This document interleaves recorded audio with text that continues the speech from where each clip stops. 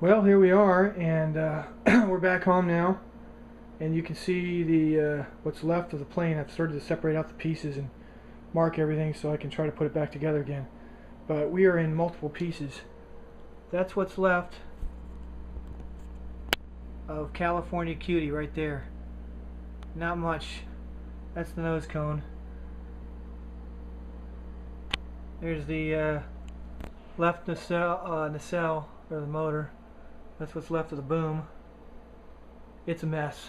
There's my other boom. The other engine's cracked and smashed. The cell's cracked and smashed. But the goal is going to be to put this thing all back together again. And it may not come back as a California Cutie. It may come back as something else. But it's going to be put back together again. And I've got a plan of action.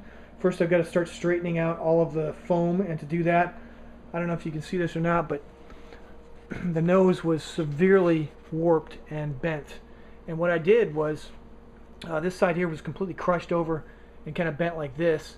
I put it into boiling water. I'd heard that if you put this EPO foam into boiling water, it puffs up the kernels again and kind of takes its original shape, and sure enough it did.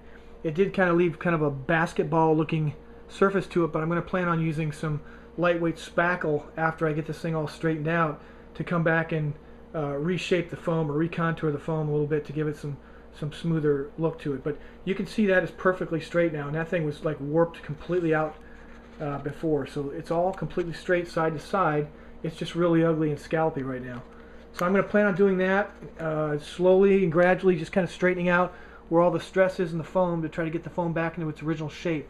Once I've got all the pieces put back together in their original shape, then I can start assembling the various individual parts. And then once I get it all assembled, it's time to start removing paint, spackling, and re-prepping to try to get it looking in good shape again. So that's where we're at now. It's going to be a challenge, but with $1.95 of some spackle in my own time, I think I should be able to get this thing back in the air again, believe it or not.